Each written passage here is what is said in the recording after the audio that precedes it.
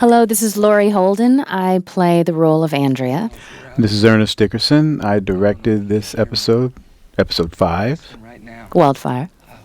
Wildfire. I found others, my family, if you can believe it. That opening shot of the crane down with the sunrise over the cityscape in the background. The sunrise was added digitally. I wanted a sunrise over the city, but we couldn't really line it up to get the real one, so I asked visual effects to put it in. This is Laurie Holden. Do not enter Andrea. the city. This is Ernest Dickerson. It belongs to the dead now. Episode 5. Wildfire. We're camped a few miles northwest up by a big abandoned rock quarry. The thing that I just remember most about shooting this series was just the heat. Oh, God, yeah. Look at the sweat on his nose. That sweat was real. That was real. We never had to spray you guys down. Well, I guess it would have been a bit of a relief, though. Yeah, really. You sprayed us with bug spray. Yeah. Watch yourself. Morgan, take care of your boy. I'll try you again tomorrow at dawn. Mr. Lincoln, such a good actor. And such a nice man. Yeah.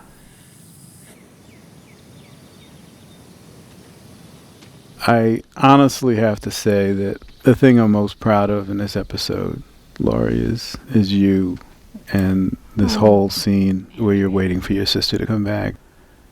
You amazed me in that you just stayed there all the time, just looking at her. You never broke character.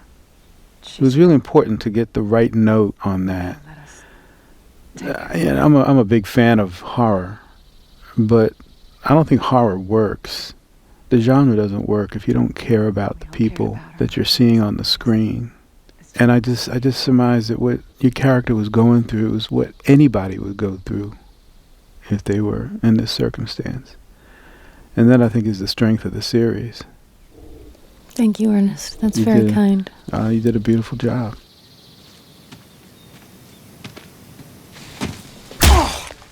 This is cleaning up after the massacre the night before. This was a combination of dummies and real people laying on the ground. As tough as the show was, I think it was tougher being an extra. Yeah. Or a zombie. Who had to be in the chair at 3 a.m. with all those prosthetics. And a dead zombie, because sometimes they had to just lay there. In the heat. Relentless. With the bugs crawling all over them. You just leave Amy like that. We need to deal with it. Same as the others. I'll tell her how it is.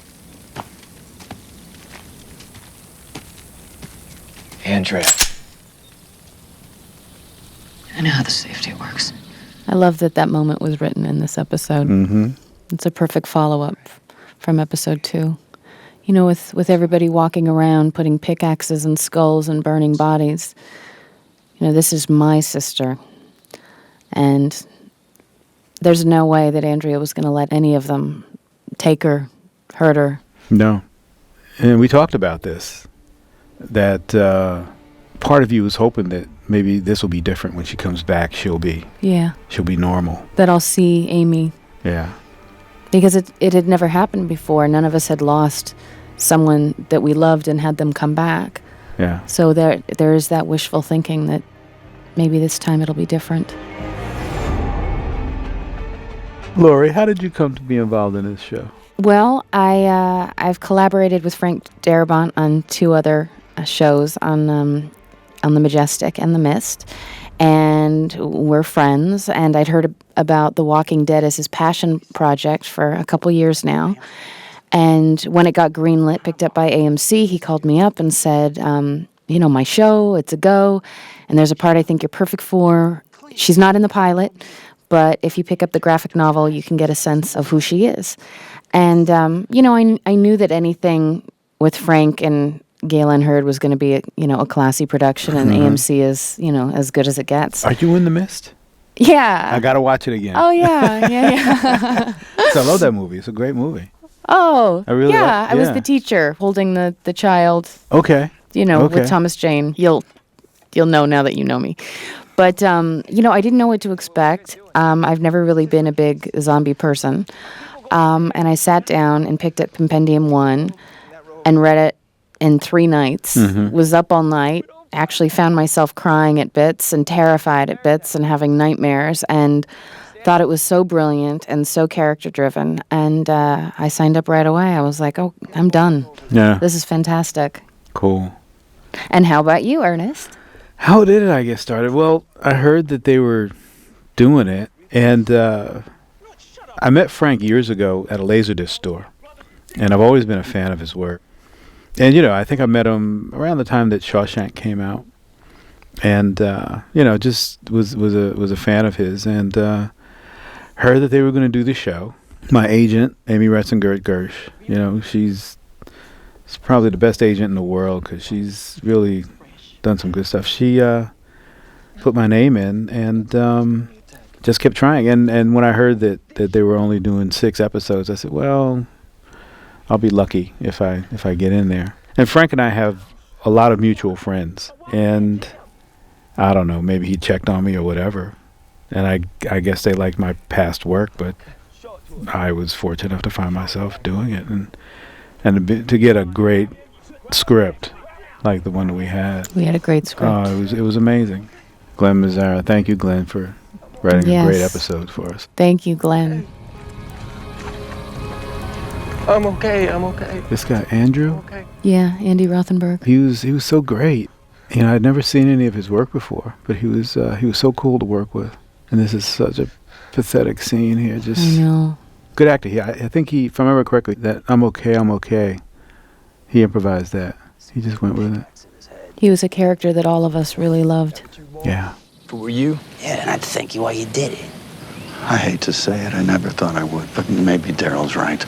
Jim's not a monster, Dale. There's some rabid Frank Darabont, who was the writer and director of Shawshank Redemption, The Green Mile, and, of course, The Majestic that I worked with him on.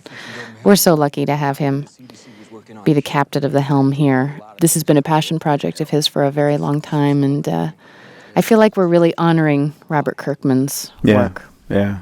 The one thing about Frank, that when he does it, it's going to be amazing material. I mean, even, I guess, stuff that he was associated with that never got made.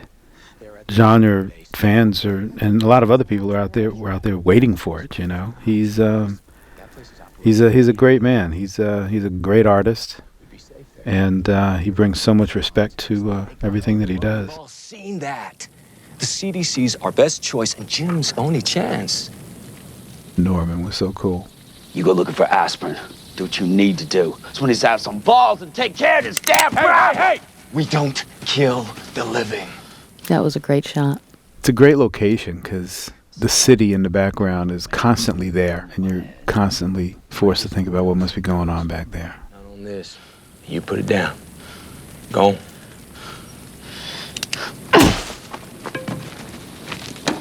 Come with me. Where are you taking me? Somewhere safe.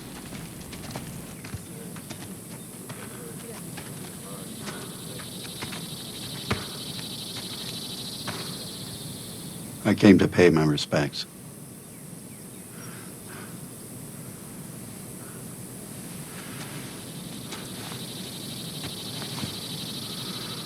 When we first met and I was meeting everybody, I eventually went up to you and I said, okay, you and me, we really have to talk.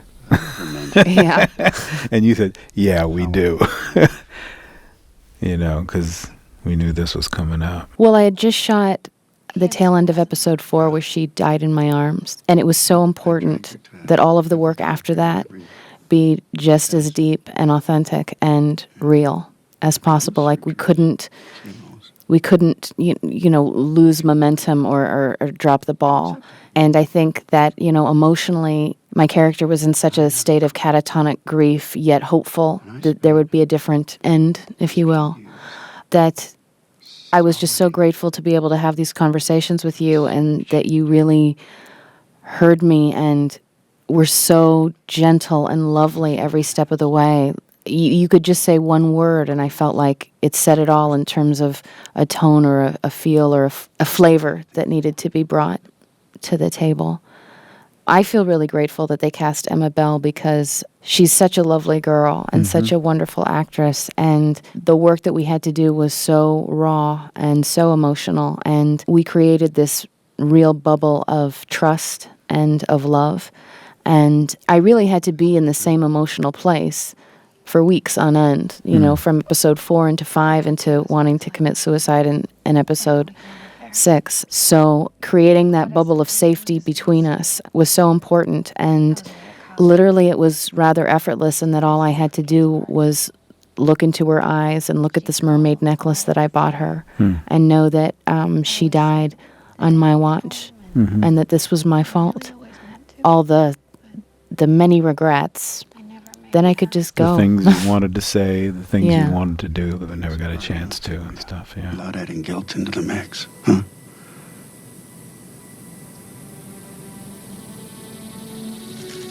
This breaks my heart. You know, Andrea's been holding on to this mermaid necklace since the beginning.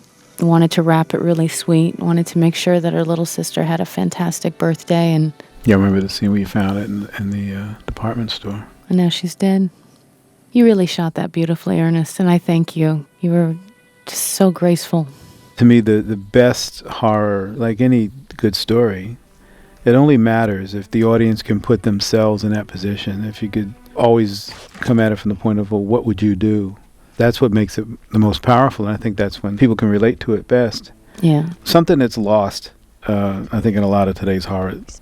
The best horror has poetry in it. The best horror is very, very poetic. And as crazy as it might sound, I thought that, you know, there should be poetry in this scene. It was beautiful. Thank you. Oh, this is intense. I was always trying to figure out how far I could go with this. I can't believe how far you did go with this. I can't believe that standards and practices allowed you to roll with this, you know? Yeah. I mean, look at this. I shot it, you know, and I put the camera in there so we could see her and the axe going in and stuff. And I kind of thought that, you know, there might be a flash in, but I didn't think they'd let it stay in for that long. But hey, I mean, compared to, like, was it episode 2 or 3 with guts? Oh, yeah, yeah. You know, this is, yeah. What did you call this at the time? It was almost like a love scene? Yeah, it was almost like a rebirth for me, because she is, in a way, being reborn into another world. And I thought that this is somebody you love and you would be kind of fascinated with the details, because who has ever watched or has been holding another person when they came back to life? Nobody. Yeah. And it's got to be just a real weird, fascinating, strangely beautiful, but extremely scary Phenomenon. Yeah. I wanted you to know that I thought it was eerie and scary without having to force it. And she is the most beautiful dead person Yeah. ever. And the cutest zombie I ever saw. And I remember there was a big debate because I shot this 2 ways, one with the contacts in her eyes and one without. Because the whole thing was like, well, how long does it take for the eyes to change? And I asked her, when you open up your eyes, just look up and finally notice you. Amy.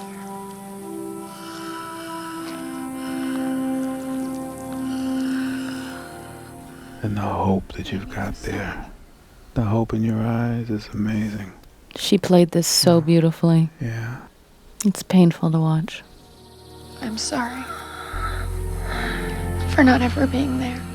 I was just very grateful because, you know, it's our first season and there's new directors every episode and still trying to find, you know, what it is. And I really went for it in episode 4 when she died. And, you know, we shoot really fast and it was just so important to me and to the storytelling that it be handled with grace. Mm-hmm. And I think that's the proper word, with grace. And there was no rehearsal? No rehearsal. And again, I just want to thank you, and I just feel very, very lucky that you were the director. Thank you. I really enjoyed working with you. I love you. Tough scene. I have to say, though, I love that little girl. I mean, she she played that so perfectly. Mm-hmm. And she was so game. It could have so gone in another direction if she played it all Fright Night. Yeah, I mean, I felt that it should be almost like a baby. Like a sick baby. Yeah. That I had to put down. Mm-hmm. Say it. Okay. As hot as the camp was, up there where the graves were, was even hotter than it was. The camp was just down the hill. This is up on the top of the hill. And it was hotter there than it was down at the main part of the camp. It wasn't that far away. Yeah, it's so funny. Just when you thought it was hot enough, then it was like a whole new, a whole new level of heat.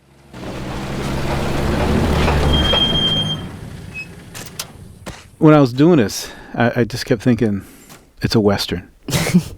How's that? It just felt like a Western, you know? It just felt like, the pioneers, It just felt like, you guys were some of the only folks left, and you're out in the wilderness. Just that idea of a community of people that are just, relying upon each other for survival in a hostile, unknown world, because the world is totally different now. And there's no laws. No laws. We haven't had 1 minute to hold on to anything of our old selves. We need time to mourn, and we need to bury our dead. That's what people do. Oh, no. No. No, not this, please.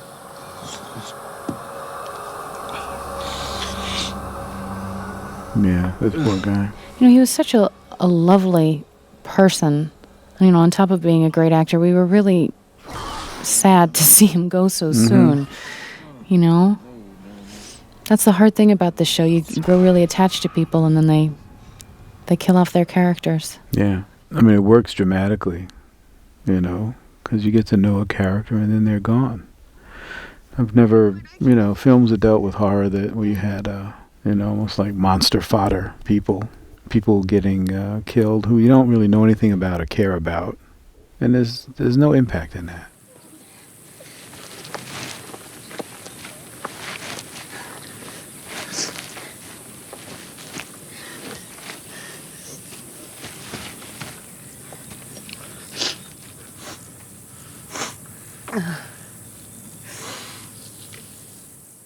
Well, I'm going to personally feel the death of Amy forever. Yeah.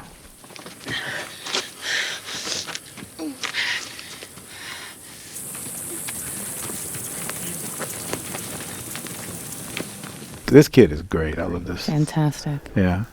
He's like a little professional. He's so cute. He watches my scenes and he'll come up to me and say, "Laurie, you did a really good job." It's like out of the mouths of babes. I'm like, okay, if Chandler thinks that I did a good take, then, we got it in the can. Every day I come outside, he comes up and says, "Good morning, sir. How are you today?" I said, "I'm great. How are you, man?" Aw. He was just so cool. He was raised well. And he's local, isn't he? Isn't he from Georgia? And just really good. Shane blames me for not being here. Do you?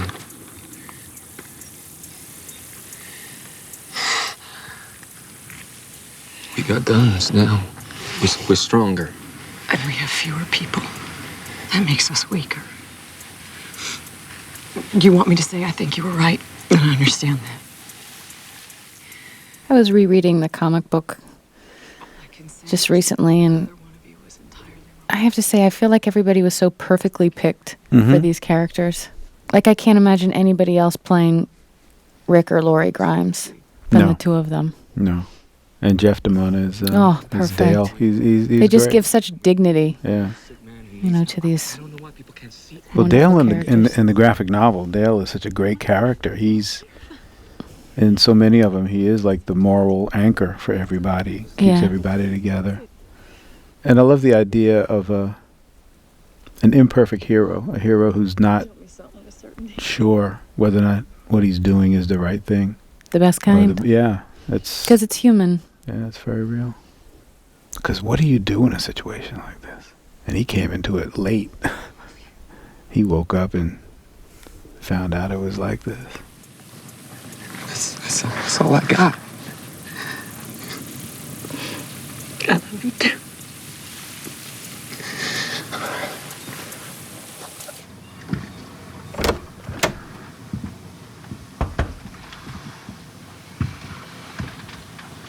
This fever's worse. You need anything? Was it hot in that trailer? Well, we were able to let the air conditioning go for a little bit until we started rolling camera. That was a stinky trailer. Then It was a really, really stinky trailer. it had character, though. It's one way of looking at it. We would rehearse with the AC on, and then, we'd roll and turn it off. And it got hot awfully quick. And, I don't know how you got cameras in there because that was a tiny RV. well, we're shooting with 16 millimeter. So, and the cameras are handheld. So, all you do is set the operator on the bed and put the camera on his shoulder. And most of the time we were shooting with 2 cameras. So, we had 2 in there. If God allows, is to get you some help.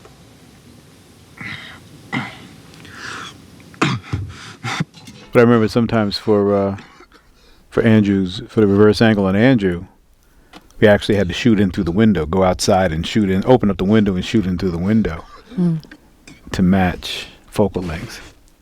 And most of this, if I remember correctly, is available light. We didn't light the interiors at all, except with maybe a bounce card grabbing some sunlight. Well, the shadows are so fantastic Yeah. on his face from the blinds. There were 2 guards the whole boat. You know that, right? I love my cast. Yeah. You know, I really do. Everyone did such a great job. It'll be good to see them again. You watch the boat, right? You said you would. It's going to be interesting because, when we were shooting this, everybody was wondering, well, we hope this works. And now it's going to be, well, we got to keep it going. Yeah. Yeah. People seem to like our little zombie show. Yeah. I was glad of that. The graphic novel was so great. I read the compendium before I went down to do the show. And I read a lot of graphic novels, but this is probably the only one that I ever read where I really got emotionally involved in the stories. Me too. I mean, really getting pissed off at certain characters, It made me cry. Yeah. It's an intense series. And it gets so dark. Yeah. All that stuff coming up with the governor. Yeah. Oof. That's what everybody asks me. Who's going to be the governor? But nobody knows. We'll see. It's a habit you need to break. I guess I'll just add it to the list of habits that I'm breaking, whether I like it or not. What habits? Just talking about my need for a plan, man. So what is it, we leaving or not? Maybe I'll just want to stay here. We could hang some more tin cans. We can't stay here. We both know I that. was just telling Shane, I think we should trust your gut. Watching this makes me so excited for season 2. Yeah. So excited, and I'm so thrilled that you're coming back to direct more episodes. Yeah, me too. Yeah. I wanted to.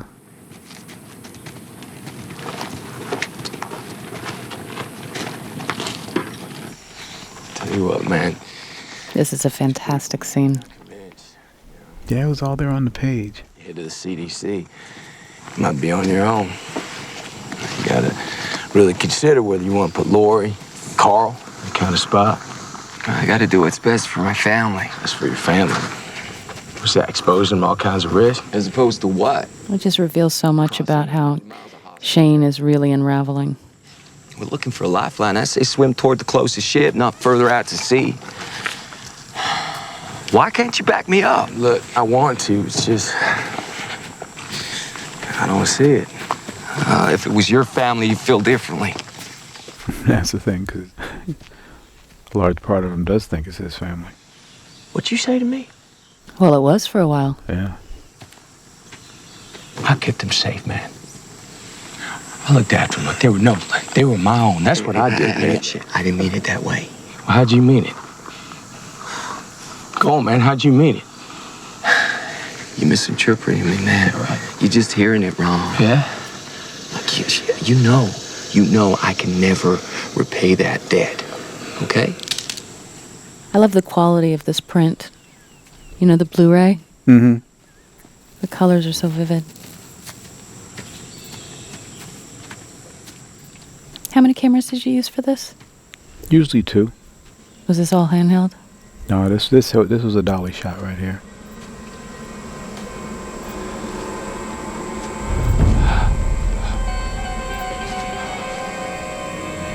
David's great. Director of photography. Oh, yeah.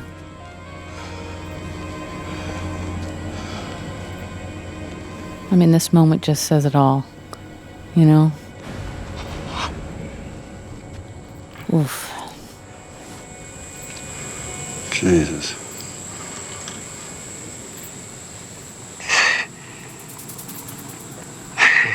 I know.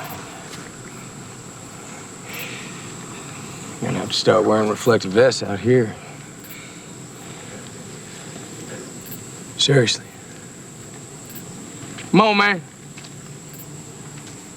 Sounds really good. Come on, man, let's go. Nothing out here. They all are. Yeah. And it's such a joy for me to work with Jeff. You know, I've known him for 10 years. I did 2 movies with him already. Oh, cool. So, you know, it's like family. I've been thinking about Rick's plan. Now look, there are no guarantees. Either way, I'll be the first one to admit that. I've known this man a long time. I trust his instincts. It's interesting the turns and power plays that kind of goes on between them. And how subtle the storytelling is. But it's so clear everybody's point of view. Those of you that agree, we leave first thing in the morning. Okay?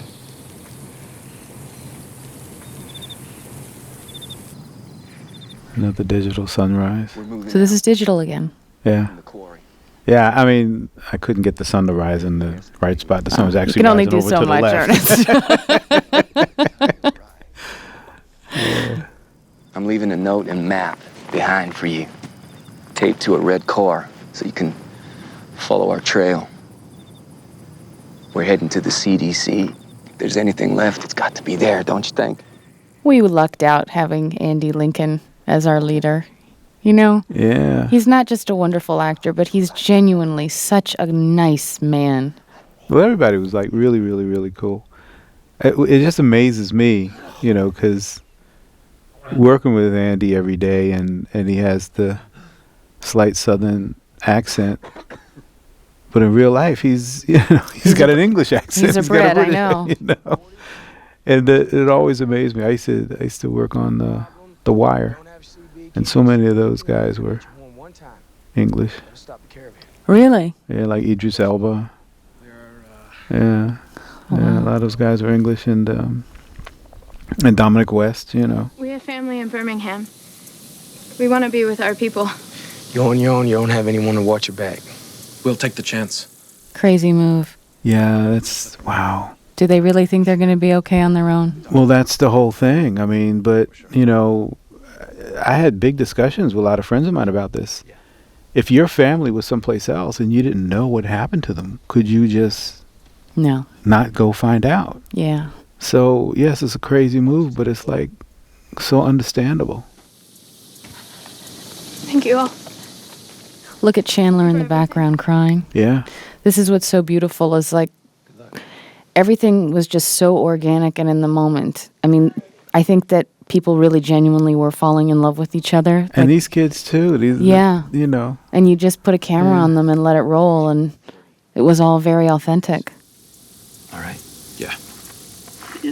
It's like I didn't have to tell them what to do. They just did it. Yeah. Yeah. They loved being there, those kids. Oh, yeah. Come on. Let's go. Let's move out. I remember this so well. We were so thrilled to leave the quarry.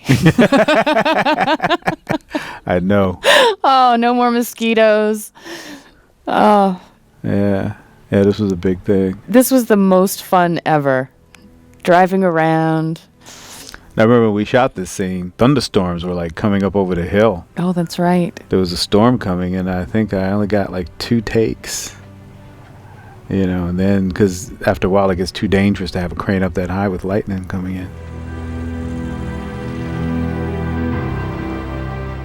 I love the music, too, that was chosen for this. Yeah, I really like the music in this show.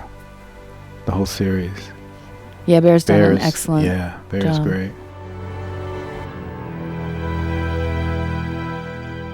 Some of this stuff is Greg Nicotero was second unit directing. He's normally the effects guy, and he started doing second unit, I think, on my episode. We shot all the interiors, but Greg did a lot of the drive-bys. We went out and found the locations.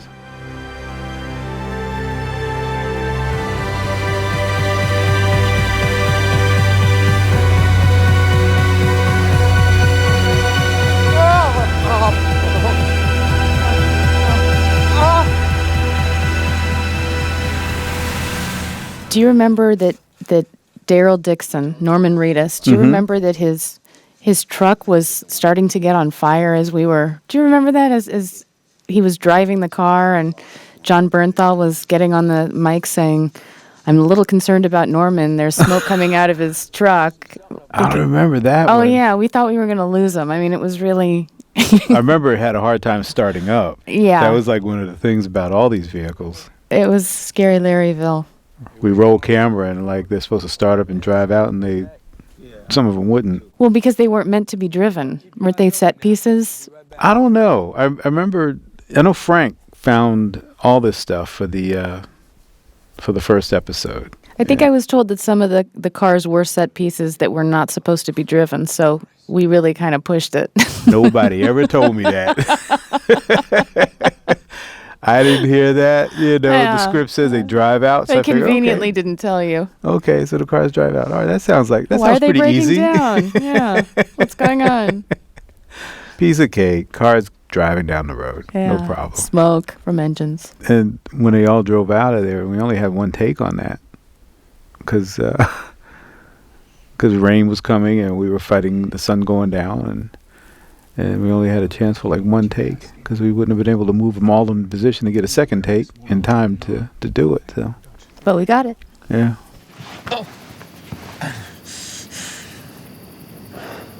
I'm clear now. In 5 minutes, I may not be. Rick, I know what I'm asking. I want this. Leave me here. Now that's on me. Okay. My decision. Not your failure. That was beautifully written and beautifully delivered. Mm-hmm. It's what he says he wants.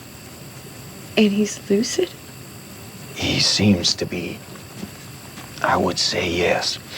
You know, I love just watching this and seeing my entire cast because you see how well everybody works together. It's so organic. Yeah, that was what was so great when I first arrived and meeting everybody, and it was a family. It was a real family atmosphere. And there was a lot of trust and support.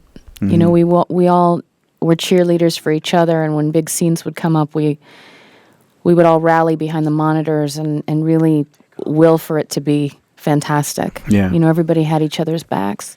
It's not your call. Either one of you. Yeah, that's it. It took me a long time to find this location. I wanted to find something that had the right overlook down on the highway with a nice tree so they could put them underneath it. I mean, you think it would be pretty easy to find, but it wasn't. It was really tough. And then when we did find it, we're in the middle of shooting it, and it turned out we were like on an approach path to the airport or something like that. Oh, yeah. Because jets were just flying overhead and just messing up the sound, and we had to keep interrupting. Just close your eyes, sweetie. Don't worry.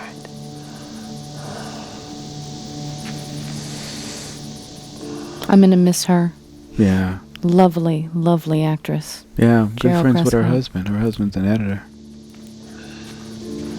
Jim, do you want this? No. You'll need it. Yeah, I remember we were joking about, what if one of these days his character comes back as a zombie. Jeff DeMunn. I had been seeing his work for years and just loved his stuff, and it was just an honor to work with him. Thanks for fighting for us. Okay.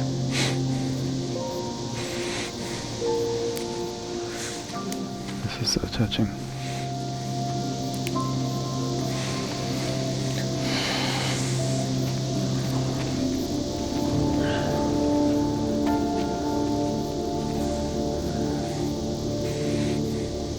One of my favorite moments is right here.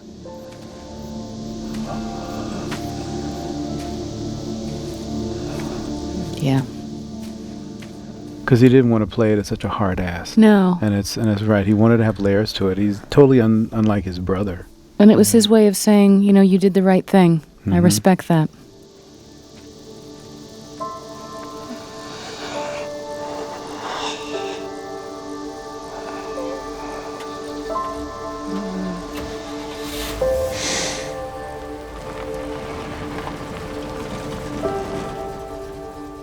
We certainly have covered some pretty uncharted territory on the show. Yeah. Yeah, I needed to find the place that would give me this final shot.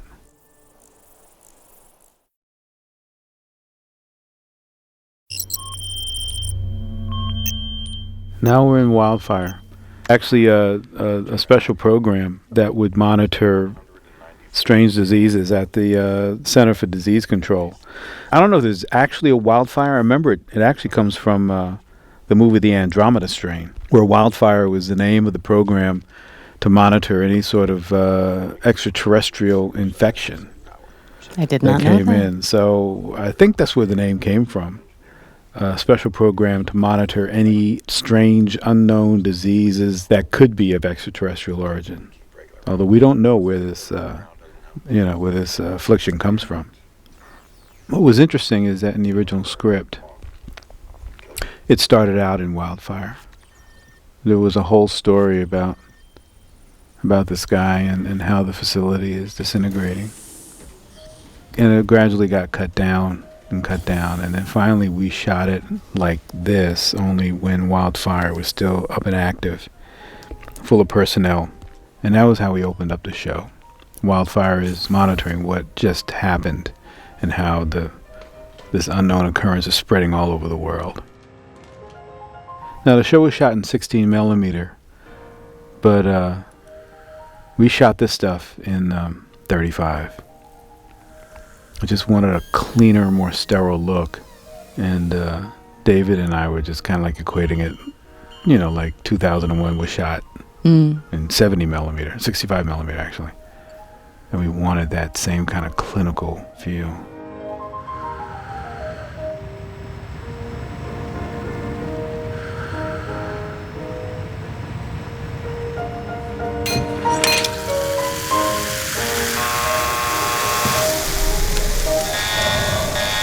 Alert status. So it's that one mistake that messed up everything? That's like the end of all hope? Just knocking over a beaker?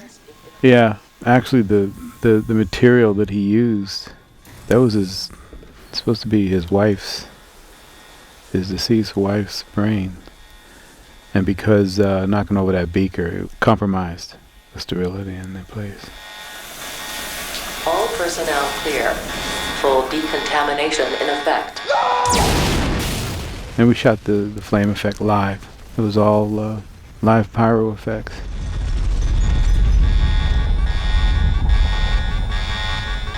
Full decontamination complete.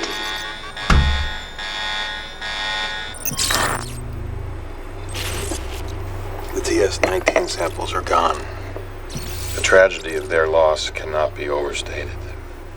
So I'm confused. Initially, you had people in the background, but then it got removed in the edit? Yeah. Gotcha. Yeah, they decided to open at the camp. In my cut of the film, it starts off with the wildfire. He's looking in, just like the shot that was just on. He's looking into the video like this. Only it's before everything fell apart. It's when this disease was like spreading all over the world, and they were monitoring it. So we see technicians in the background moving, and we see his wife, who's back there, also talking. But then, if that was there, then that would have taken away the element of surprise in episode 6, when we all found out who the test subject really was. No? Or maybe not. My brain's out. I haven't decided. But tonight. Yeah, you know, a new show like this, it's tough to figure out what's going to stay and what isn't, because it's still trying to figure itself out. Speaking of which, how far do you think I can chuck this, huh? Well, all this worked beautifully, you know, as it went into episode 6. Yeah. I know it was a new director, Guy Ferland, for episode 6, but it was so consistent. Oh, it is out of the stadium. This was a fun day. One person who had a lot of fun on this show is Greg Nicotero, the makeup effects supervisor. You know, yeah. the zombie master, the maker of zombies. He just, I love Greg. He has saved my butt so many times on other shows, and he's just like so cool. He's so good at what he does. He took all the zombies and had them go to zombie school. Yeah.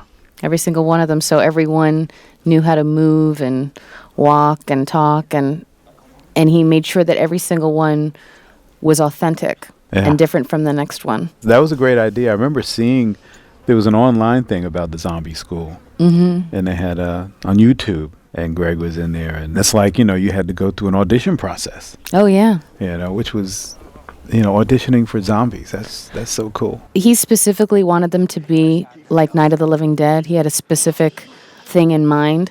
And I think that's why our show works so well, is because, you know, the zombies, they're key players. Mm-hmm. I mean, their performances really matter. It's not just visual, it's also what they're doing. This behavior, zombie behavior, how they react and respond to different things. No, Greg's the man.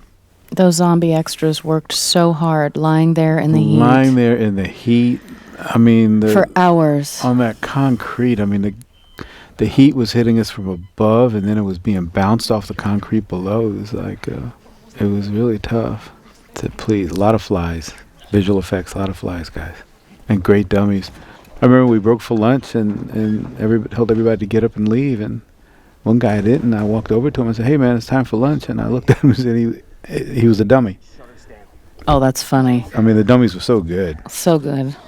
Nicotero was just walking around with, they were either condoms or little rubber balloons filled with fake blood, and he was going around just throwing them all over the place. I remember finding those going, what is this? Yeah, I said, Greg, some over there, and put some on the tank, and he just like, just throw them. Still an option. On what? No food, no fuel. It's 100 miles. 125. I checked the map.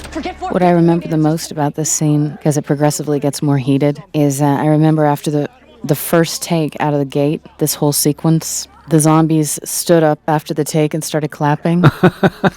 And it was just so sweet because, you know, they approved, you know, they were giving us support. Because the zombies were fans. Yeah. That's what was so great about it. That's why they did it, you know, that's why they were so cool about doing it. But the very fact that they can't even watch, that they're just lying there, motionless, but they can hear what we're doing, and it got them jazzed that they all stood up and clapped. Yeah. That was a pretty special moment. Yeah. We have women, children, no food, hardly any gas left. We shot this real fast because we were losing the light as it went. This was a complex day. We only had one day in front of the Performance Center that we use as a CDC. Everyone was so on their A game that day. Yeah, had to be. You're killing us! You're killing us! Yeah, and then there it is. Best shot ever. Right there. I thought that would be a poster. Should we? And then we go fade to white. And that's it. That was pretty cool. I loved that episode. I had a ball doing it. I'm looking forward to more. I know. I want to see where your character goes, because Your character's pretty cool in the graphic novel. You know, how she transforms. Yeah. She becomes badass. I'm on quite a journey. Yeah, you'll have fun with it. Oh my God, I can't wait to get out there, shoot guns. I guess we got to wrap this up. Thank you, everybody. Thank you.